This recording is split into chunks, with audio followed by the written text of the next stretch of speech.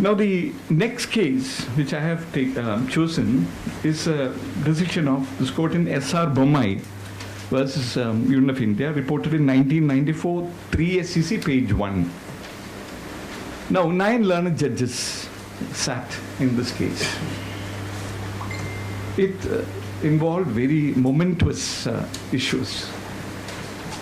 Firstly, I have few sentences on the facts which led to this decision. The power under Article 356 of the Constitution to impose what is ordinarily popularly known as President's Rule was invoked in the state of Karnataka, which was S.R. Bommai versus state of Karnataka. It is also invoked in certain cases in certain states in North India. The reason for invoking Article 356 in Karnataka was purely political. Political means there was a fluid political situation in terms of the numbers game, who constituted the majority. It was not clear, and therefore it was invoked. In the northern states, following the destruction of the Babri Masjid, the elections were held in various states. Parties came to power, which had earlier proclaimed it, I believe, that the temple will be rebuilt. The same persons came to power. The center invoked Article 356,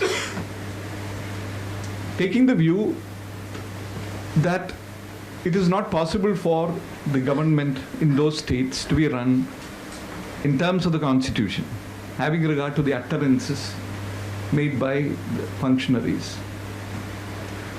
So it threw up several issues. The first issue which merits attention is the doctrine, the political issue, whether it's a political issue. Because earlier, in the late 80s, in the case of state of Rajasthan versus Union of India, state of Karnataka versus Union of India, I do not want to give the citation, you come to check out. Questions arose as to whether it would be possible in judicial review for the courts to sit in judgment over a proclamation of Article 356. The court had an hands-off attitude. The court said no. When 356 is invoked by the central government, it is essentially solving a political problem. And the courts have no business to pry into the decision-making process, and it's better left alone. About 100 times Article 356 came to be invoked. When this happened in 1994, however, 9 judges bench was constituted to have a fresh look at the whole matter. There, the court spoke in various judgments written by various learned judges, each echoing the other's opinions virtually. There was near unanimity, and the court, in substance, went on, you will read the judgments, I hope, went on to lay down certain basic principles. Firstly, when power is invoked under Article 356 of the Constitution, it is not off bounds for the court. It is open to the court to sit in judicial review. It is open to the court to see whether there were any materials before the decision-making authority, for the decision-making authority to come to the conclusion that a situation has arisen wherein the government of the state cannot be carried on in accordance with the Constitution, as is what is contemplated in Article 356. Whether the materials, even if they are available, are they extraneous? Though the principle in barium chemicals was echoed as to powers of judicial review, it is not exactly accepted. But substantially, the principle came to be established that even when the power is exercised by the highest constitutional body, the President, of course, no doubt on the advice of the Council of Ministers, it is not impervious to judicial review, and therefore judicial review is available to the court. Second most important thing, which is actually a principle which aided the court in coming to this conclusion, is the concept of federalism in India. Now, federalism is actually a topic for another day, and you can go on and for ages for that. The question is arises as to whether India is really a federal state.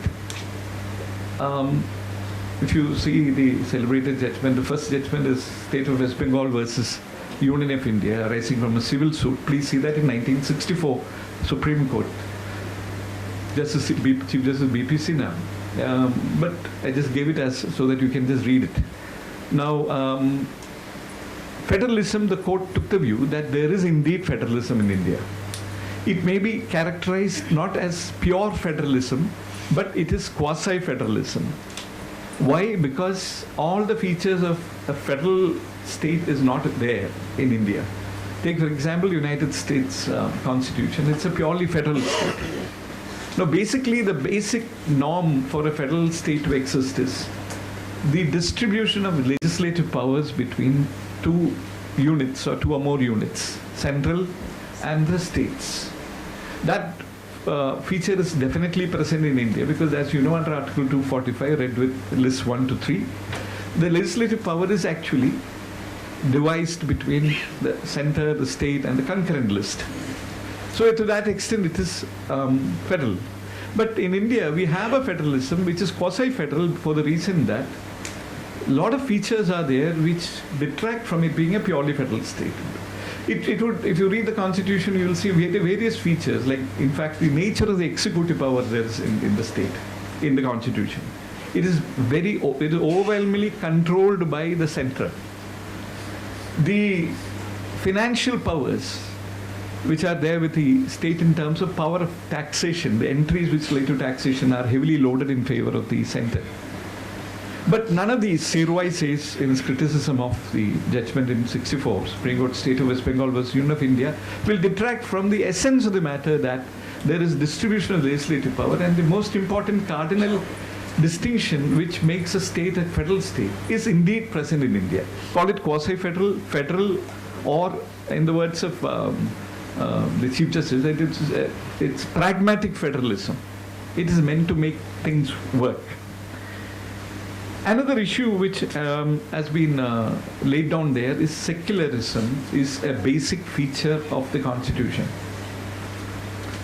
Now, this is very important because even though we may hear noises about secularism being amended, power to secularism, it may not be possible to amend it for the reason that it is part of the basic feature, and basic features of the Constitution cannot be amended. It is here that I wanted to reiterate that secularism has been declared to be a basic feature of the Constitution.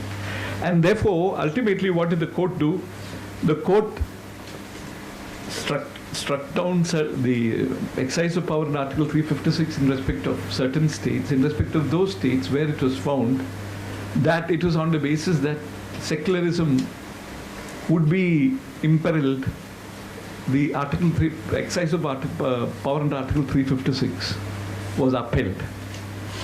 This is for the reason that if there is no secularism and if there is a situation where secularism is endangered, power under the power under Article 356 would be validly premised.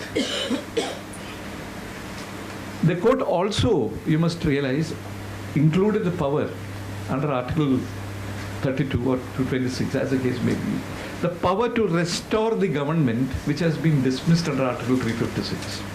This is the judicial activism at its best, that when the power is there, in many cases the power would be exercised, court would strike it down, but the issue was still not very clearly settled as to whether the government could be restored back. The court held that the government could also be restored back to power.